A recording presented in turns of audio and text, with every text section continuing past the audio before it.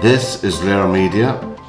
To whom it concerns, welcome to the panel.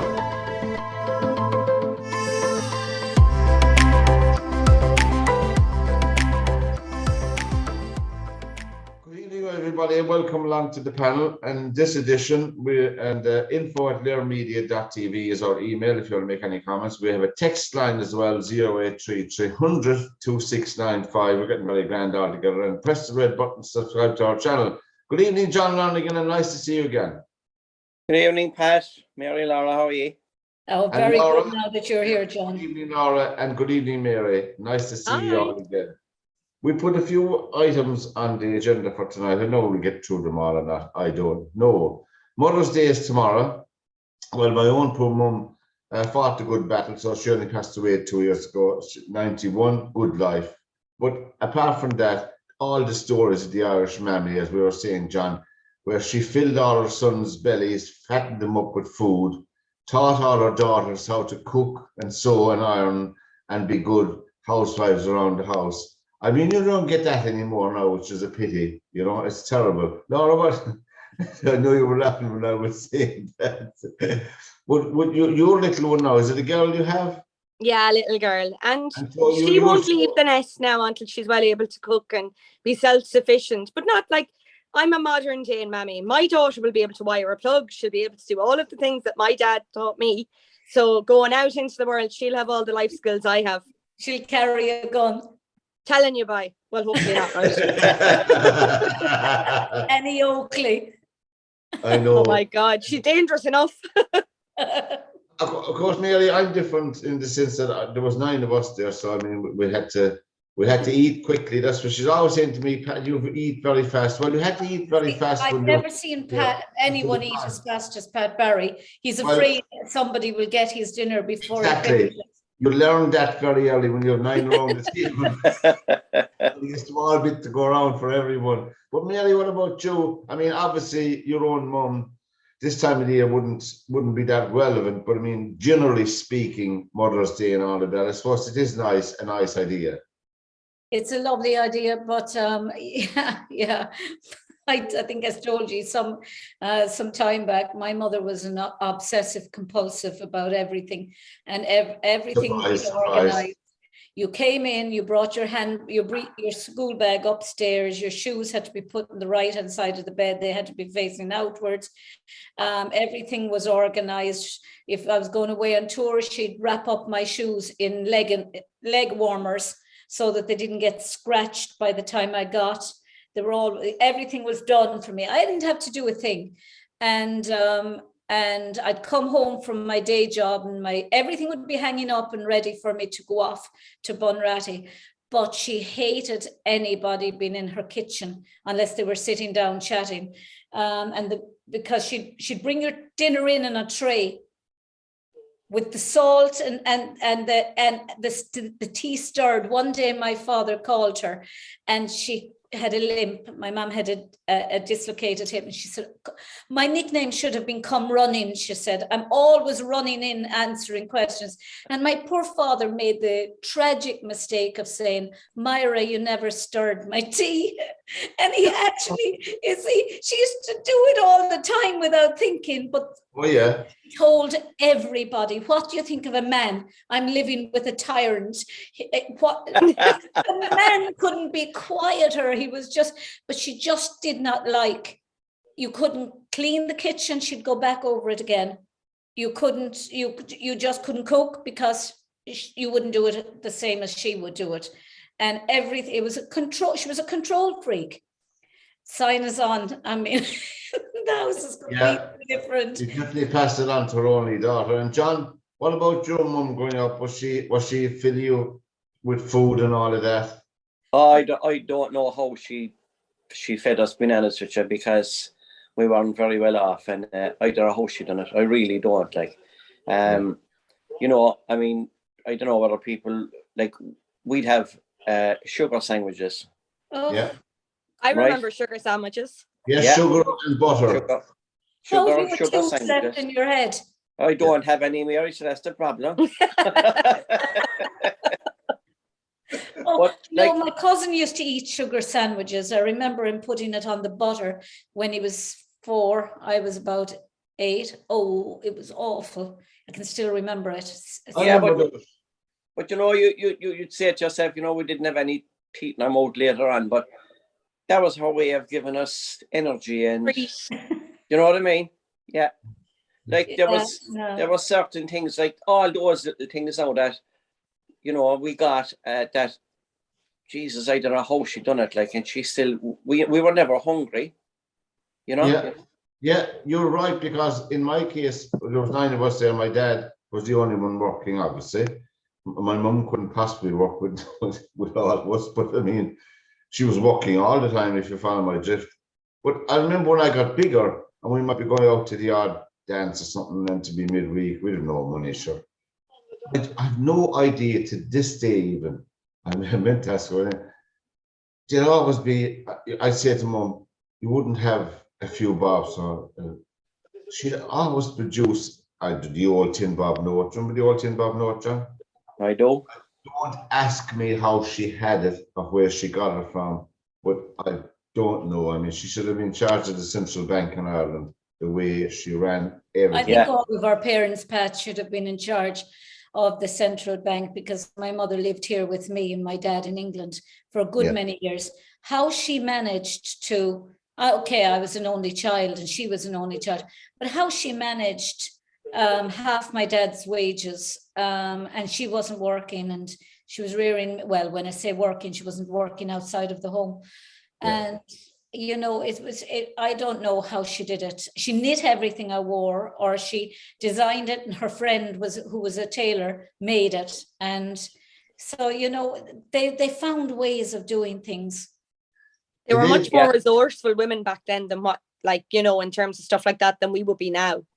She was a beautiful knitter and great at designing. Well, I told you this before. I didn't see a loaf of bread till I was maybe 10, 11. My mother did all the baking. Baking, yeah.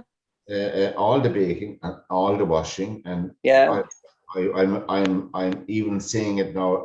I feel terrible, but that was the way it was. I mean, I wasn't aware. There wasn't an awareness there.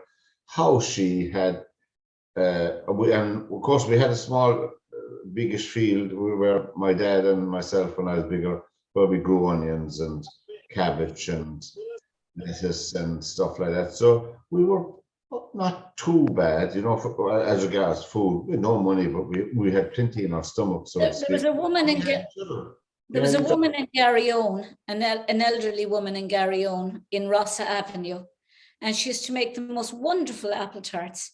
And she had her own little cottage industry, and all of us used to be sent down with our plate and a spotlessly clean tea towel over the plate, and our money, and we'd hand the money into the woman, and she'd give us our change, and then we'd come back within an hour or 2 hours, and she'd have our apple tart made for us. And it was a little cottage industry. Now, Mum did a beautiful apple tarts, but again, she hated really doing them because it messed her kitchen. You know, she just liked her kitchen really clean. So she used to pay this woman down. They all did. And she'd make the apple tarts, and that's what she was doing for years. Can't you smell them baking, lads? Yeah, they were beautiful. Mrs. Doran, I think, was her name, and she's long gone now. But she was an amazing woman. I'll tell you, isn't it funny the way life is? It's nearly the full circle coming around now with the price of stuff today and trying to make ends meet. I noticed myself. I just stood in the shop, not in a voyeuristic way, Sissy. People are beginning to buy more flour. People are beginning to buy more. People are darning clothes.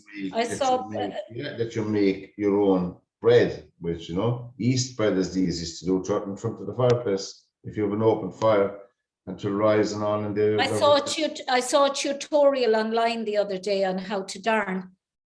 My mum showed me how to darn. I was very good at knitting and needlework stuff. And she'd show you how to darn over this mushroom. And now people throw away everything so disposable. Well, but I think it's going back. As I said, food now becoming shots fired. You listen to the panel on LiR Media.tv. Mammy's Day, anyway, we're happy to tell you we're all in favour of that, and they don't get enough days, but at least it's an acknowledgement of the crucial role they still play in families, and they're not acknowledged enough when people are making policy, in my opinion, and having meetings about. We touched on it here before about the mothers, the stay at home. I hate the term stay at home, but you have to say it to put a context on it. The mothers who are full-time mothers at home are rarely mentioned in dispatches in our Dáil or in pronouncements when they're talking about women and all of what opportunities should be given. You should acknowledge all women, in my opinion. Yeah, it's one of the most hardest things you can do. Absolutely. But Pat, before you actually go away from that subject, in the UK, they're talking about, there's a very big danger that we're going to lose the word mother as well, because, you're called a person with a cervix, or parenting. Everything it's almost kind of like there's no another term they're using now is, another term they're using, John, if you heard it, the birthing person. Person, and chest feeding. We'll give you one example. There's a judge being in front of Congress during the week, proposed Supreme Court judge to sit on the Supreme Court, and once she's approved, she's there for life. She cannot be fired. Her salary cannot be touched, only upwards and all of that, like everybody else. On the Supreme Court, she was asked a question during the hearings in the Senate. Can you give us a definition of a woman? She said, no, I cannot and I will not. Now she's going to be sitting on Supreme Court of the United States. She didn't say no. Well, she did, but she said, I'm not a biologist. I don't think you have to be a biologist. Isn't it shocking the way things have gone? We won't dwell on that because she has to answer to a higher purpose, and she had. I mean, that to me, you disqualified her immediately from sitting on the Supreme Court justice. Because if you're up in front of her, and she doesn't know that you're a woman or I'm a woman or whatever, how can she make a judgment if she can't make if you're having the definition of a man or a woman? How can you make a decision on something? Exactly. It's insane. Yeah. The panel is a program on LiR Media.tv. Tell all your friends about us and press the red button to subscribe to our panel, our show. How do you distinguish between news and propaganda, and what is fake news? And before we are rushing to our friend who used to be president of the United States, who made the phrase fake news very popular. He was laughed at, of course. He was excoriated and all of that. But some of what he was saying was true. Some of what he was saying was not true. We know that. But nevertheless, people did pay more attention. Now, yourself and the hubby are sitting down. I don't know, do you watch news channels like most people sometimes do? And during the day, if it's not Peppa Pig on for the little woman, we watch a considerable amount of news in this house. You're better off with Peppa Pig. Oh, I don't know. You ever turn to himself and say, "Geez, can that be true?" Or yeah, I often find myself saying that, and particularly on social media platforms, I think it's very prevalent there. I mean, you've got some of the sites that are fake news sites that are for a giggle, like the Waterford Whispers and stuff like that. Yeah. But sometimes I'm reading stories in the news, and I'm like, if something makes me stop and go, hold on a second, what? Like, you do start questioning: is that legitimate news? Is it fake news? Is it from a reputable site? Is it not? And sometimes I'm perplexed by what is real, and equally perplexed by what people feel the need to make up, as in what is fake news. And Mary, what do you think? I mean, well, I agree with Laura, but there's so many things that, without going into detail about them, have for the last 2 years were being put down to fake news, and that there was no truth, or that it was this or that. And now it's public knowledge that it was true. And you're saying, where is the ramifications for people who actually ban people from saying things on Facebook that they know in their heart is true, and somebody comes along and fact checks it and says it's not true, and then a year or two down the line, suddenly it all comes out that in fact, yes, it was true all along. And but it's only when that news media starts to say it was true all along, that, and you're saying, but what about all the people who were banned from Facebook, who were banned from Twitter, who were banned from every form of social media for saying at the very beginning what is now regarded as being the truth?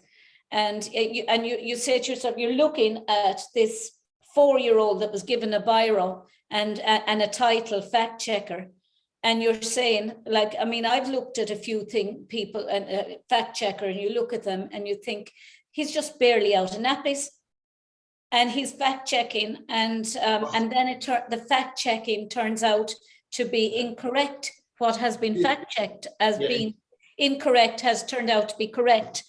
It is difficult, John. You're probably like myself. We just rely on the Echo and the Examiner for our news, do we?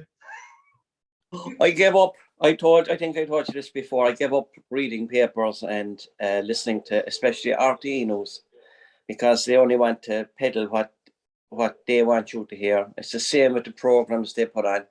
I mean, I can go back to the water campaigns and the property tax, and we got invited on to the Claire Byrne show. I think I told you this before, and we had a bus of 14 people ready to go up. Excuse me. And by the end of the week, we were told we could turn up, but only 4 of us could go in, and we were to ask no questions. So what was your purpose for being there? Exactly. They were going to use us as, you know, the caption comes up, Ballyphehand, South Paris says no, are here. Yeah. Supporting the group, supporting whatever motions they were putting forward. So we refused to go then. We totally turned down. But again, that was something that we had to delve into to try and get to the bottom of. Why were they so open at the start, and then you could say nothing? You couldn't ask a question. And it happened to a guy called Dermot O'Flynn from Ballyhay says no. I know Dermot. Yeah. He went on it as well. He went on again later on, and they just set him up. They had a load of trick questions, and again, when they'd ask you a question, they give you 10 seconds to answer, and then they're gone off you, and then they round up what they're going to say, which gives people the opinion of you, what they want you to know that they said. Yeah, I think that Liveline is like that as well, John, because I mean, you will not be allowed, and I don't mind saying it, you will not be allowed to speak if you deviate from whatever is current at the time. The narrative. What we'll get, what the listener will get in many cases. Oh, I'm sorry, we seem to have lost Laura there on the line. Laura, we'll get back to you later on, but and see you later. Or some troublemaker. And that's it. That's terrible. And everyone knows at this stage what that's about. You know, you can't win. So I just don't be bothered anymore. Myself personally, I look across all media. I look across even Tucker State Television, mind you. I look at that from headlines. I look at RT. Well, you're going to get online or it's taken down from the platforms. That's Russia Today. I look at Euronews. I look at CNN. I look at Fox. It's good to watch a variety. Huh? It's good to watch a variety of news stations, because you get you don't have to agree with the narrative that is being told, but you know, you're never going to learn the truth unless you actually listen to all sides and make a judgment in your and use your own gut instinct about who is telling the truth, and do further research. Well, I must say, and I'm not a Democrat or I'm not a Republican, but I must say I enjoyed the 4 years of Donald Trump. By and large, I enjoyed his jousts with the media.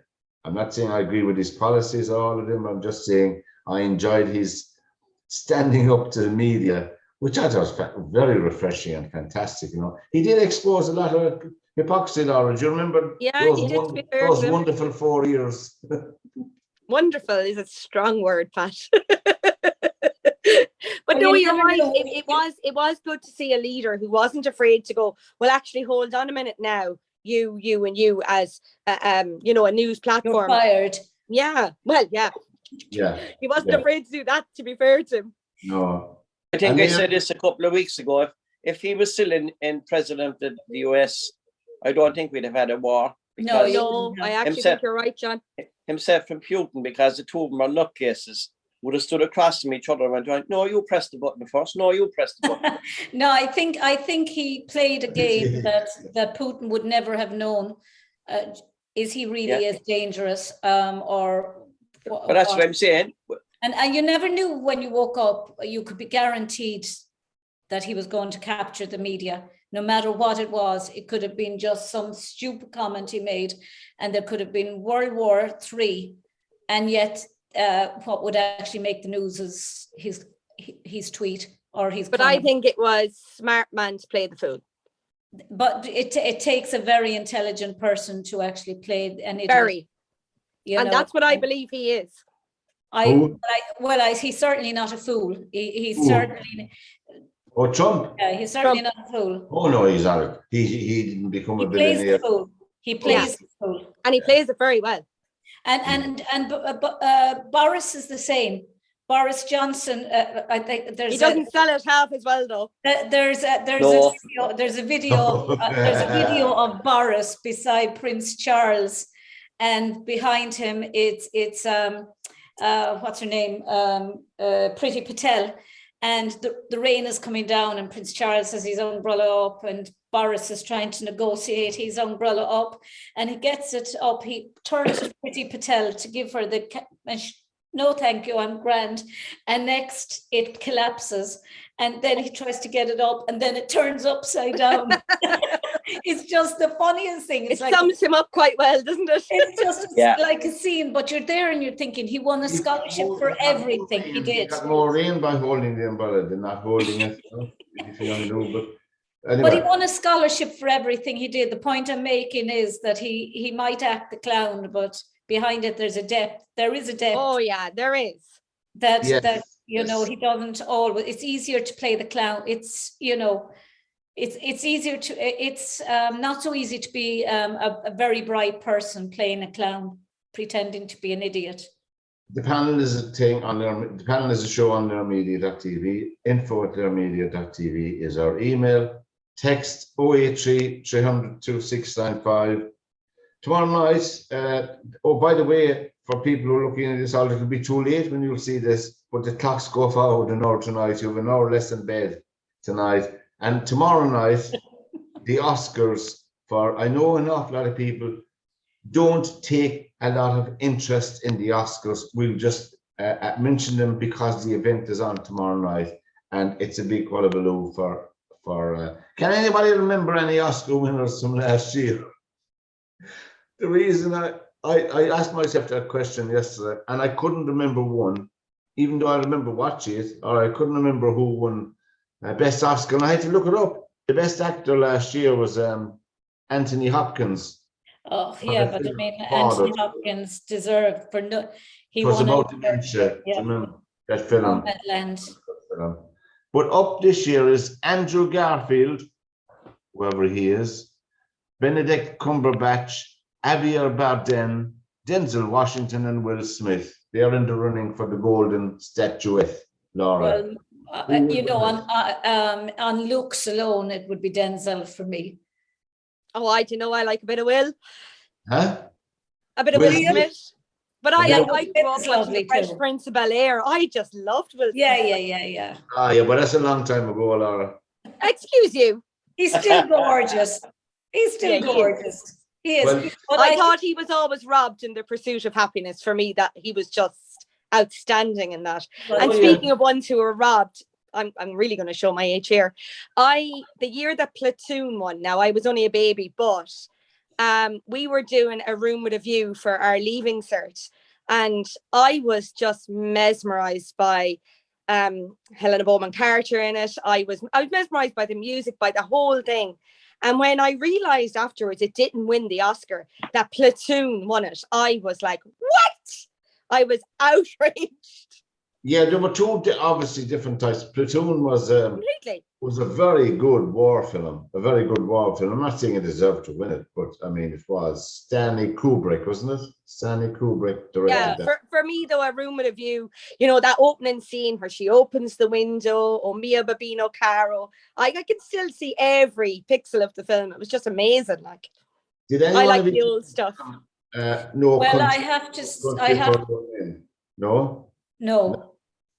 Well, there was a fella in that, an actor in that, he was with Tommy Lee Jones, and some of you have seen Tommy Lee Jones, but Javier Bardem was the Spanish actor. He's an amazing actor, Javier Bardem. But I mean, I think he'll win it. Anyway. I love Tommy Lee Jones normally, and I loved him in The Fugitive. I thought amazing, he was extraordinary. But it is the greatest, in my view, it's the greatest miscarriage of Oscar, in Oscar history, the greatest miscarriage of justice to two. And that's to Liam Neeson and Ralph Fiennes. Because for him to beat Ralph Fiennes, who in my view just completely epitomized what evil was when he portrayed Amon Goeth in Schindler's List. I mean, it was almost like seeing pure evil in one character. I've never seen a character to be as good as both him. Well, as you know, Mary, and for both of them to have been beaten by Tom Hanks, who's an amazing actor, but you can't, in my view, you could not even compare Philadelphia Story to Schindler's List.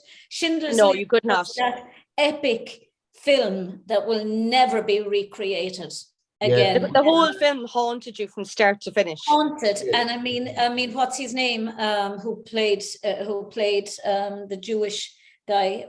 He was. I'll think of his name in a minute. He should have been nominated.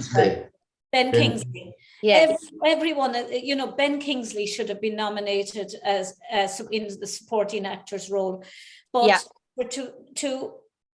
to take the Oscars, to steal the Oscars, I felt so angry, and I still feel angry that they did not get. There was an audible gasp in the studio. You couldn't compare a movie made for television with that epic Schindler's List. You know? I think that gasp was only masked by the shock of La La Land being announced as the best picture, when in fact it was actually Moonlight. That was some F up, like, oh my God. Oh, La La. They have made that mistake. You're right, Laura. It's an appropriate name for a crap film. Yeah, you know, in fact. Terrible heap of rubbish. But I think Ralph Fiennes. Never watched it. I heard, Mary, don't waste the 2 hours of your life. I thought. But John, and I love musicals, but do not waste the 2 hours of your life. You'll never get them back, Mary. I thought the SS uniform was magnificent, beautifully tailored. And the fact that Fiennes, remember he was telling a story when he went into a coffee shop between takes, a local coffee shop in full uniform. He said he knew without looking that every single person in that coffee shop were looking at him. And what he said when he put on the uniform, he looked in the mirror and he scared himself. He looked in the mirror and he no longer saw Ralph Fiennes, the actor. Without even having to open his mouth, he saw Amon Goeth. Now, the Nazis, they actually deliberately designed that uniform for dramatic effect. and it was specially designed to have that effect. And he said when he was walking past the extras, some of them were playing, many of them were playing Jews, and they invited him in for a cup of coffee because it was a coffee room. He couldn't go in, he said, to have a cup of coffee with them because psychologically in the uniform, he felt it would have been an insult to actually have actually gone into the room with them, even though they were all only actors. But he's, you know, and it's a piece actually I'm going to write about, is the power of the uniform and how ordinary people, sometimes uneducated, poor people, suddenly felt this sense of power the minute they put a uniform on. Whatever the uniform is, it makes them feel inches taller than they actually are. We have an Irish interest tomorrow night, lads, if you're up to staying up to about 4 in the morning. We have an Irish interest. Jessie Buckley is nominated for supporting actress in that category. I hope she wins. The supporting actress who won it last year, lads, not being disparaging against her nationality or anything, I'll have to read her out. It was Ewan Yu Young. Ewan Yu Young. Never heard of her. She got supporting actress for some, I forgot to write down the film, but Jessie Buckley is in anyway. She's against Kristen Dunst. Judi Dench, I mean, really, she should retire now, for God's sake. Judi Dench greedy, like extraordinary. Everything Judi Dench she should turns to gold. John, I think she's playing cards, the 45. No, she is special. Judi Dench is a class act. Twist, they call it, and bridge. I think she's a good bridge player. Judi Dench is lovely, class act. Herself and Maggie Smith together, huh? Oh, stop. Yeah, absolutely. If I see them anyway. And Anthony Hopkins. The best actress. You only love to be in that room, though. Oh, wouldn't you love to be in that room? Wouldn't you love to just ask them a few questions? There was a documentary recently about them called The Danes. And all Maggie Smith and Judi Dench and several Helen Mirren? Helen wasn't in it. Was she not?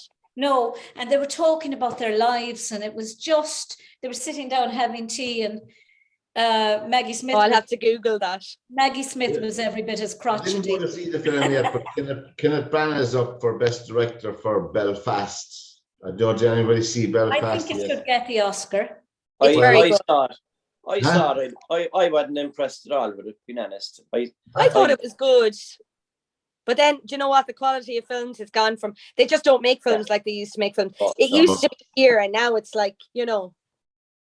Well, Jane Campion is up for that heap of rubbish that she directed. The Power of the Dog, was it?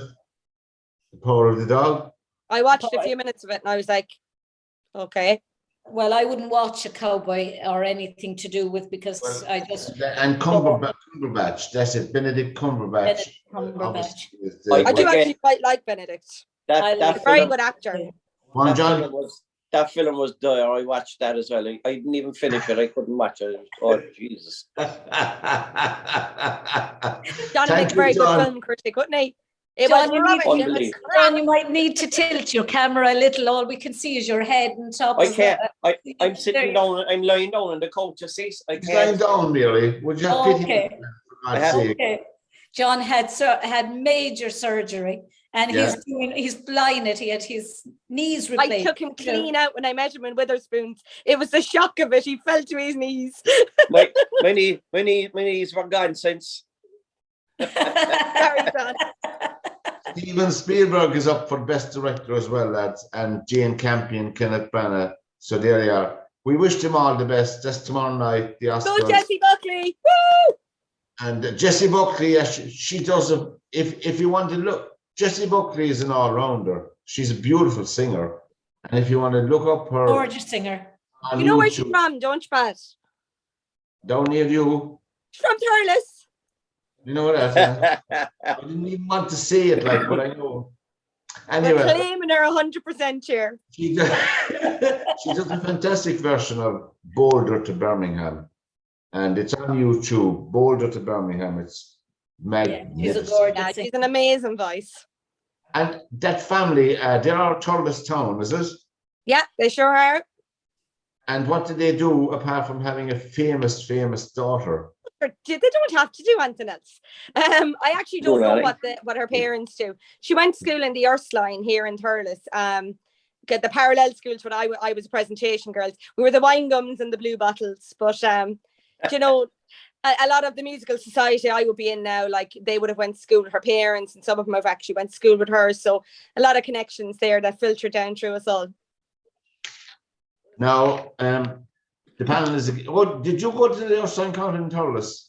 No, I was a presentation convent girl. I went to presentation here in Limerick. I dealt with the headmistress in the Ursuline Convent in Thurles in another incarnation. I was in another job. Mary B. Sister Bertram's, is that Sister? Oh, Sister Bertram. We had a Sister She's retired a while now. Huh? We had a Sister Bertrand in St. Mary's. She was our principal. Oh, Sister Berkman was the Ursula. Yeah. Yeah. My God, I tell you, she took a hard bargain when we were trying to sell her some typewriters and computers, but fair play. We got the deal anyway, but fair play. I know she lies to or not, but anyway. She is, yeah. Oh my goodness. I must call down to say hello to her. So Jessie Buckley, we wish the best. And now in Ireland, we don't have a history of many, I suppose, Marys, as the old days, merry-go-rounds and all of that. I remember going down to Youghal. John, you were going to Youghal to what was this? Who are the again that ran the fairground down there? Perks. Sorry, thank you. Down in Youghal, they had a huge setup there, and I know people don't. We're outnumbered here, Laura, by Corkmen. People don't ever pay attention to safety except there's a tragedy, which is shocking. It's like a road crash, and everybody knows that Stretch Road is deadly. And until there's a carnage a few times, do people take any notice? And I think, Laura, this idea, I think wasn't there an accident in Tato Park a couple of years back? Do you remember that? Yeah, I believe there was, all right, at the time. Obviously, very tragically, there's that 14-year-old boy that's died in Florida in the last few days. I was actually reading about it there, more information on it before we actually started streaming tonight. And he said to his friend, if I don't make it, tell my mom and dad I love them. Like, he knew there was something wrong. I think that makes it even 100 times worse, because this young child knew something was that fatally wrong. It's absolutely harrowing. I tell you, as a mammy myself, it makes my stomach turn. And, you know, like even going on this, putting Saoirse on the swing, like I'm buckling her into the little strap thing and making sure she's okay. Like the negligence in these fun fairs, like you say, Pat, it only comes to light when something tragic happens. There needs to be far better regulation on it, in my opinion. I've done some searching today and I can find very little in the lines of regulation of these places. I know their insurances are very high, but insurances, like, they obviously need to be high, but where are the inspectors? And like, I have gone to fun fairs my whole life. I'm a bit of an adrenaline junkie, self-confessed. I've done bungee jumps. We were planning to do a skydive before COVID kicked in, and like, I have never once ever seen an inspector or anybody investigating anything in a fun fair anywhere ever, and all the times I've been at them. I remember. I'm like Laura there. I've been fierce into the fun fairs, but not fun fairs, but actually theme parks. And we've done a lot of theme parks all over the world, really. And you know, the safety thing is, you go there, to me anyway, you go there for the adrenaline, you go there to get rid of a lot of stress and things in your life, because everyone is screaming. And like, they tell you not to put your hands outside the rise, or not put your hands up in the air, but everyone does it. Yeah. Right. And like, I'm guilty of this now myself, right? When we were going to Euro Disney, we went there one year and John was too small to get on most of the rides, okay? Yeah. So we went back there then, a couple of years later, and what we done was very ingenious here, you know, like, remember the runners with the roller blades underneath them? I do. And they'd kick out, you know? So what we done was we put them on John in the park. So when he got to all the rides, he was just over the height limit, right? So we were actually breaking the law. Yeah, but who was inspecting it? Yeah, but nobody saw him wearing high heels, if you know what I mean, right? Yeah. But I mean, that was my choice to do that, right? Even though they were standing there with their roller and they were looking at him going, but he was passing the line. He was just above the line, so they had to leave him on. And the thing is, there's a reason that they don't leave certain heights in, because you can slip through the bars. Yeah. Right? And I done it. I deliberately fooled them. Yet if that didn't happen, my son, I'd have been the first one to be criminal and crying, you know? And I mean, I've seen young people at these fun fairs, that I said, like, not fun fairs, theme parks, which have good enough regulations, right? Again, don't put your hands outside, especially on a water ride or anything like that, you know? And my Jesus, they have their hands everywhere, about where they should have been, inside in the cage, you know? Yeah. And like, they're teenagers, they're young people, and they're going out for a laugh. And how do you tell them stop? Like, when the roller coaster is moving, you can't physically tell them stop or make them stop. No, you know? But as you were saying, Laura, rightly so. I mean, I think there were a lot more stuff with parks down in Yall, John. There's a lot more things to go on. I think there's less and less swings and roundabouts, all the old swinging boats, you know, chains after them. Yeah. You don't see them anymore. You don't see a lot of other things, chairplanes, you know, where you went around and round and flew. These used to frighten the like I've been up and down on most of the biggest roller coasters in the world, I'd say, and the most dangerous. And you wouldn't get me up on one of them chairplanes to be at the bend. I think they're the most unsafe. You're swinging around and they're going faster and you're going higher, and you're running into a bloody hook. Like, sorry, look. Yeah, a bit dicey, all right. No, honest, like, I've been on the biggest ones. You name them. So have I, yeah. I think that sometimes parents themselves would shift that. Look, my little Johnny or my little Mary, they're too small, really, and don't be putting what I call the people. After all, only who are hired to work during the fun fair. I'm not exonerating them or anything. I mean, their objective is to get as many on it, and their objective is to get as much income as they can from them. That's the whole objective of the thing. It's about the money. It's about money and surviving, and the whole objective of that is to get people up and pay the money. So it's unfair sometimes. You can put those people in a position whereby I'll go on. So are you sure you look after him or her? And there you go, Laura, as you're saying, you can have something like a tragedy. And we had the tragedy in Tato Park a couple of years back, you know. But anyway, with just the panel is a program here on LiRmedia.tv. We have an email, info@lirmedia.tv, and we have a text line 083 300 2695. Now, as I was saying, there was a lot of discussion in the media recently on different radio programs, different shows, and all of that about should we bring back masks and social distancing again? Did we end the restrictions too early? I had some radio discussions, Laura and John and Mary, during the week on the different programs. There were all being C103 down in Cork had it on 2 or 3 mornings a week. News Talk were discussing, of course. The other, what's her name, Claire Byrne, was discussing. And I don't know where this is coming from myself personally, but then yesterday, lo and behold, Liveline were discussing.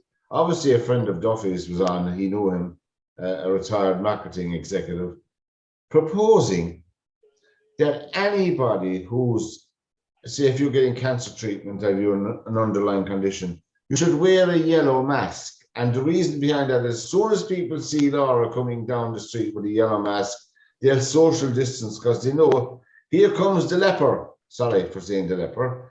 Why don't we just bring back the stars and the bands and the arms and start doing that crack? Sorry, Plus, now I feel very strongly I about it. couldn't get through to LiveLine myself, but I sent in a text, but they didn't read it out. But anyway, John, what do you think? Should we bring back all those things again, or in the name of God, what's happening? Jesus, Mary, and Saint Joseph. Excuse me, I'm so mad about this. Like, first of all, I never agreed with the passports, singling people out, and now they want to bring in something like this. Yeah. God Almighty, talk about going backwards and making people go against each other. And that's what it is. It's about people. Discrimination, and it is absolutely horrific. Discrimination, yeah. It's horrific. It's like the whole passport thing for me from the very start. I wouldn't go anywhere because of it. I mean, we met 2 weeks, 3 weeks ago, Laura. That was my second time, I think, out. Do you know what I mean? Yeah. And yeah, like, it's probably only about my own as well. But I wouldn't go I wouldn't go into a pub because I had to show my ID. And what you're doing the same thing, so you wear a yellow mask. No. The reason they're calling for all these masks and everything to be brought back again, so they're telling us, is because of hospital numbers on the rise and this, that and the other. But let's be very clear on this. The Irish government have had a very long time to sort the hospitals out. They've had 2 years of COVID, more than 2 years of COVID now, to sort the grief situation out, and they haven't done it. So they need to stop passing the buck back to the Irish people and the general public and sort the hospital situation out. Then maybe they can come back to us and talk to us about reintroducing masks and certain measures. But the problem here is, if you go back to 2018, 2017 even, 2018, forget 2019 and 2021, right? The hospital situation was in dire straits at that stage. Yeah. Right? It was as bad as what it is today, if not worse. Yeah, it's worse. It was worse. And we had a leader of the country, who was a minister, who was the Minister for Health, who brought in the HSE and brought in all this, and brought it in and turned his back and washed his hands and said, "Here's somebody else run that now." Yeah. And that's the problem. I mean, I can't tell it, I can't say it on the air because I'm afraid I'll be brought up, but I've seen the misuse of funds in the HSE. It's frightening. If I started now, I'd actually lose my temper, and I'd probably get myself sued to the hip.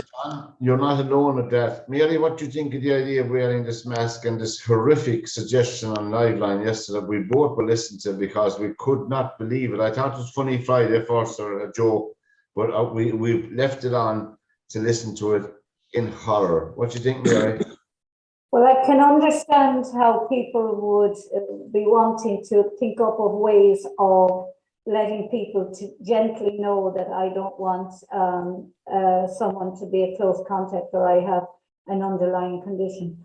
But I just think coming up with something that stigmatizes you and that stands you out as having a medical condition is just, there's too many awful connotations with that, standing people out. I mean, I have medical conditions. I have asthma.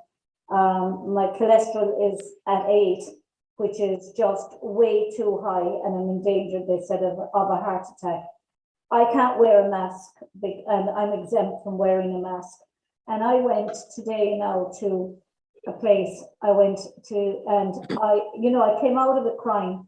I literally came out, and Pat Barry picked me up in the car, and he said he wanted to go down to them.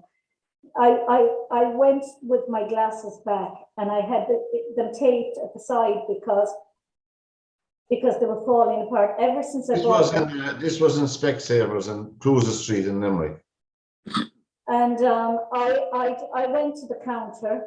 She said to me, "Sterilize those before I touch them." And what? So yeah. And sterilize those. I wasn't there, needless to say. Sterilize those before I touch them, and that masking tape that's around them. I said, "Okay, thank you." And I went to take the sterilizing, the swab thing to wipe it. And I said to her, "Would you have a scissors?" Because I couldn't see the tape anyway because I was blind without my glasses, and they were falling apart since the day I bought them. So they gave me a new pair anyway. long story short, they gave me a new pair because the manager accepted that I was after being treated so badly. She said, no, we don't give you scissors, she said, because of COVID. And I looked and I was on the verge of crying now, and I said, COVID is over, I said, and she said, you can't come in here without a mask. And I said, I'm exempt from a mask, I have asthma, I've had COVID, I said, and I've been in hospital for 2 weeks. And she started shouting at me, and I said, I want to speak to the manager. I'll get the manager when you speak better to me. So this other one came out, she walked away and left me. This other one came out and started saying, you know, I'll walk away from you now as well if you don't speak to me. I was insane. She stopped me from going back down. What was upsetting me was the fact she wouldn't give me a scissors because she said of COVID. So when I spoke to the manager said really all she needed to do was wipe her hands with the sterilizer after. She didn't need to refuse you a scissors. And I was on the verge of tears because I felt I don't want to stand out and say, look at me coming in a yellow thing. I have asthma. I've been in and out of hospital with asthma. Please don't come near me. I don't want people to stay away from me just because I happen to have an underlying condition. It's punishment enough to have the condition without being punished further. Enough, and as well as that, why would anybody want to go around and say, clear away everybody, I'm coming? Yeah, be branded like. You might as well wear a branding iron. I'm unclean. Yeah, that's what Laura said. And it's just this symbol that you stand yourself out. And the idea was that he said, oh, if you wear a mask, and Joe Duffy said, if I'm going into the shop and I see someone with a yellow mask, I'll say, you can go in front of me and you can get served first because you've got a disability. I don't want to be treated any differently from anybody else. No, therein lies the problem. They're creating, again, this is what they wanted. They're creating problems between people. You could go into that store 2 years ago before COVID, and that girl would have been fired for even talking, looking strange at you. But I came out and I was just incandescent with rage, and the only thing that made me lose it with her was the fact that she wouldn't give me the scissors, and I was there trying to take it, and in the process I broke my glasses even more because I was trying to take the tape off, and I couldn't see what I was doing, and she wouldn't help me, and she treated me with the utmost contempt. Yeah, but that's what they have us doing. They have people doing that. Again, the same thing going back to even only a few months ago before they relaxed the restrictions. I said to her, it's not mandatory. That was happening. I said, it's not mandatory mask wearing now. And she said, it is here. But anyway, look, we're talking about... and the manager was lovely. She was lovely. We're talking about an incident. So look, maybe they need to look at the staff retraining in Specsavers and Cruiser Street in Limerick. Maybe they have to take a good look at themselves. But the wider thing about mask wearing and social distancing, why is Katie Hannon, Joe Duffy, and Claire Byrne and Pat Kenny talking about this? What's in it for them? I'm getting suspicious. I'm not saying they're on the take around, get me wrong. But what is the big deal? I don't know.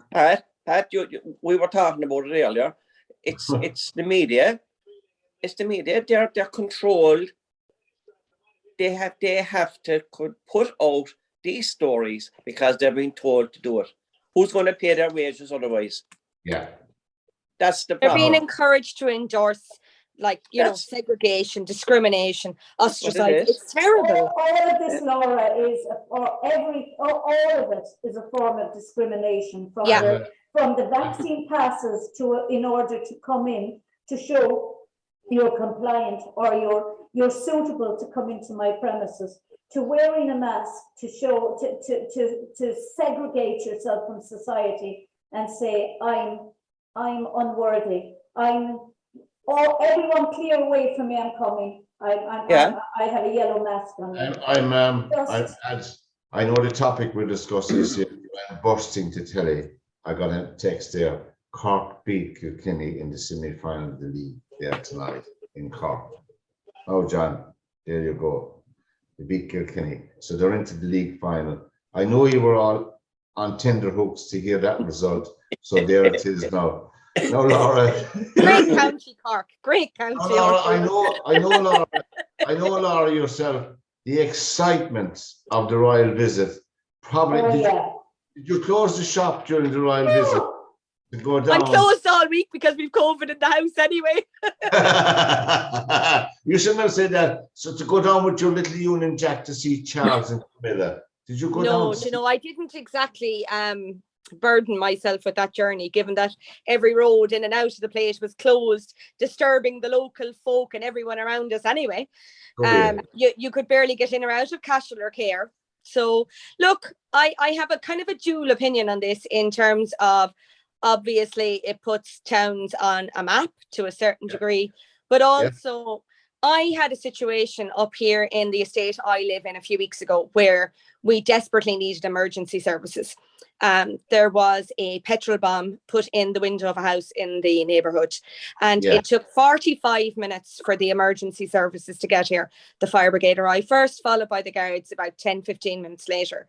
And yet they had 10 guards on motorcycles readily available just for one car in and out of Care for this royal visit. I mean, for me personally, with the state that the Irish country is in at the minute, I think our taxpayers' money could be far better spent. Our Garda resources could be far better utilised. And then maybe it might not take them 45 minutes to come to an actual emergency.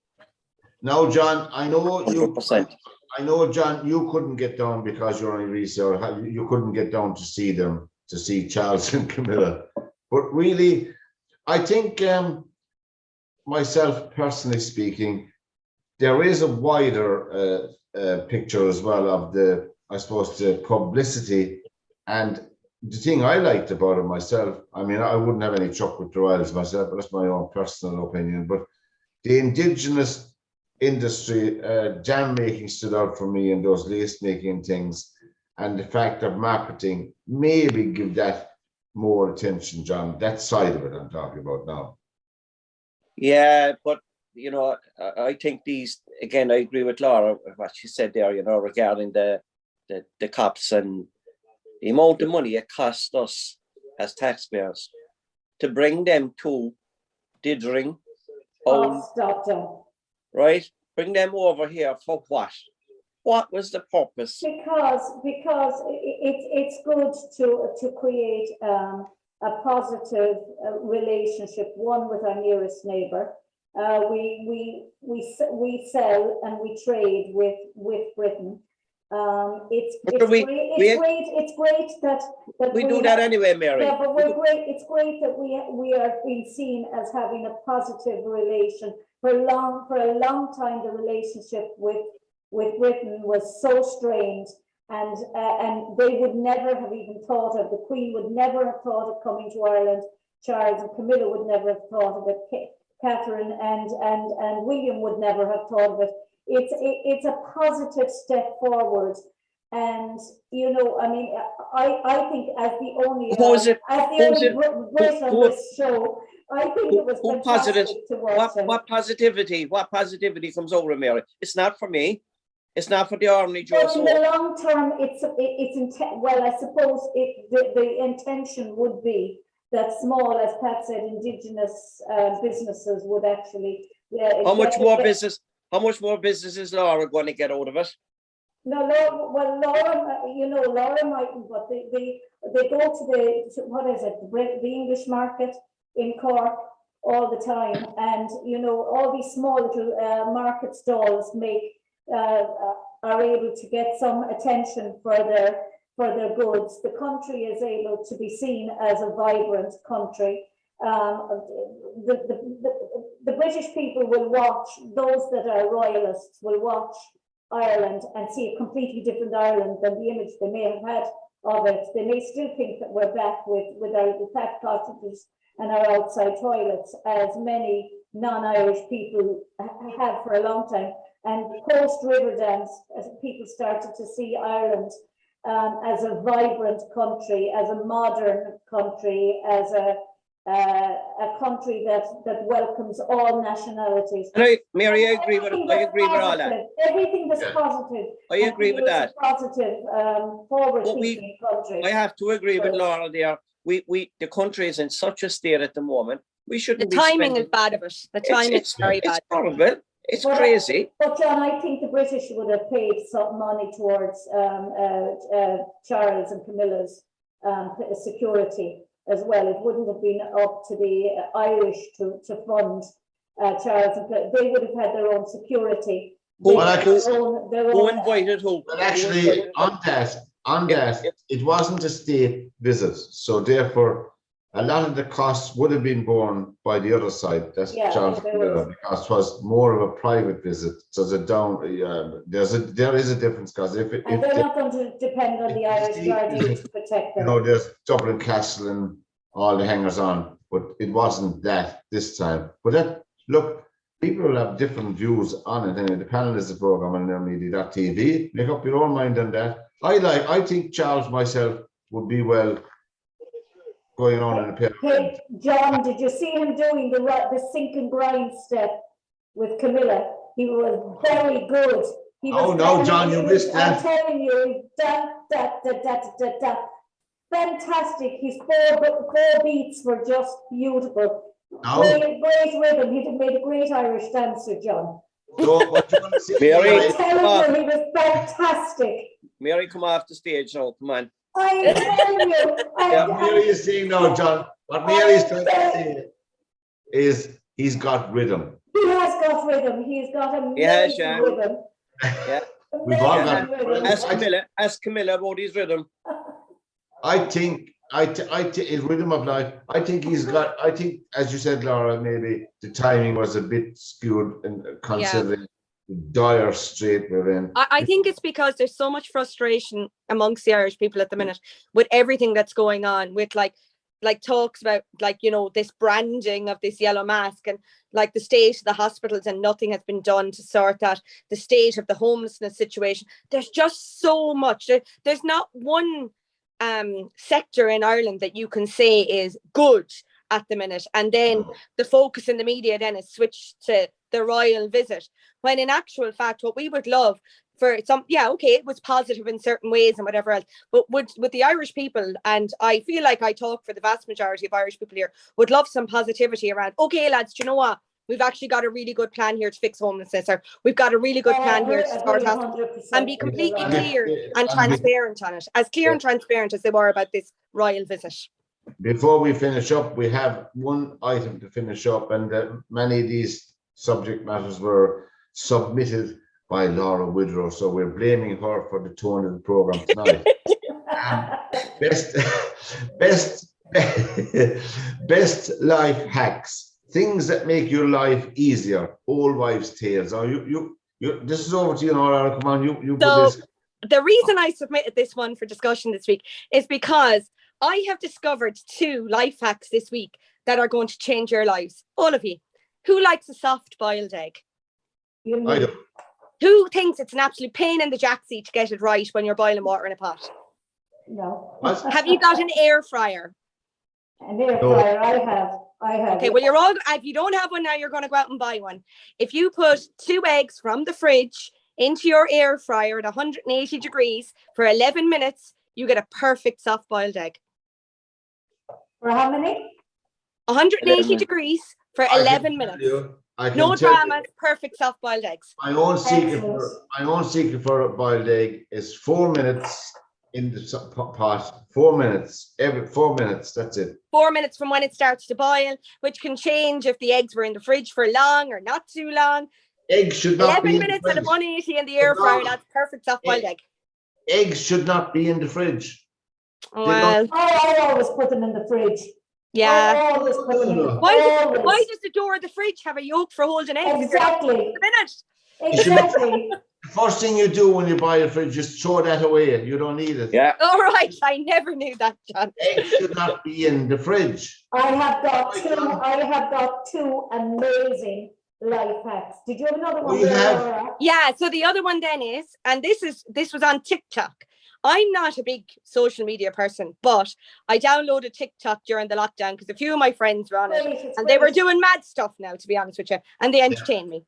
So if you buy a pair of jeans and they're a little bit, if they're not fitting you, a little bit uncomfortable, you know, and you have to lie on the bed, suck your belly in and pull up the zip. You have to jump into them, yeah. Yeah, so put a paper clip have a shower in them. Get in the shower while you're wearing the jeans and shower in them. Then take them off and let them air dry, and they will fit you. You put them into the air dryer as well? No, that's the air fryer, John. No, the air dryer, not the air fryer. Yeah, you literally just take them off, air dry them, and they will fit you afterwards. My God. Fantastic. I have now. My friend was making fun of me one day. She was calling me. I said after she said to me I was a domestic goddess because I'm anything but a domestic goddess. I can tell you, she was being totally sarcastic. But if you get ink on a top or you get ink on anything, what you do is you get a can of hairspray and you spray the ink on your top or on your clothes, and you use a white cloth and you rub it. Might spread completely, but when you wash it, the ink will come completely out because the hairspray has actually stopped or has neutralized the ink. So what it does, the hairspray molecules, the ink actually attaches itself to the hairspray molecules and it hardens, and it's then attached to the hairspray and not the fabric.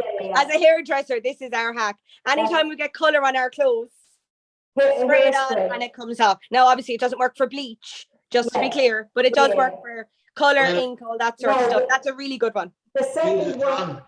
John, we're only in the penny halfpenny place. We don't have hairspray, but anyway. No. The second one is if you get, you know, the tea rings that you can get on your furniture. Now I said this to my friend, and she said to me, I swear, she said, I'll choke you if my furniture is ruined. I said, I guarantee you. And I was telling her about it, and she said, hold on a second. So she went out, and it works 100%. You lay a white cloth down, or a clean cloth, down on the ring on your furniture, get a really hot iron and just roll it across it, and off will come the tea ring, the ring stain, or the coffee ring stain. And there's another one, and this is great. Well, what you could do, Mary, what you could do too is just buy a tablecloth. Well, I mean, fair play. Aren't you a funny man? The third one out for stretching shoes, and as a dancer, this always worked. You buy a new pair of shoes, dancing shoes or whatever, and you want to stretch them. You fill cling film bags, you know, the freezer bags. You fill them with water, and you shove them down into your shoes, really, really tight. And you put them into the freezer. Yeah. And when you take out the shoes after a day and you remove the plastic bag, the shoes have stretched. There you go, lads. Now, we won't be charging for any of those tips, but if you want to make a contribution, feel free to do so. We'll give you all the phone numbers at the Did you have any of those, Pat? Did you have any tips? Me? Yeah. Just the tabletop one, wasn't it? About the egg, 4 minutes for your egg. That's it. You'll always have a soft egg. Well, it always works for me anyway, you know. 4 minutes. It's called a 4 minute egg. People say, should we leave it for 3 minutes or 3.5 minutes or 5? 4 minutes. But doesn't it depend on whether you have gas or electricity?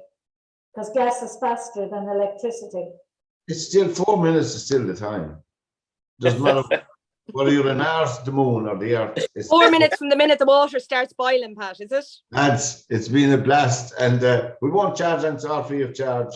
And if you want have any more tips, Laura Witherow is your woman. She'll all the tips you want. We don't have hairspray, but John will have to invest in hairspray by the look of things. But anyway, definitely, boys. So from this edition of the panel, from Laura Witherow, from John Lonergan, great to have you back in, John, and from Mary Honan. Until we meet again, lads, take care and good luck. Good night. Bye. Bye. Bye.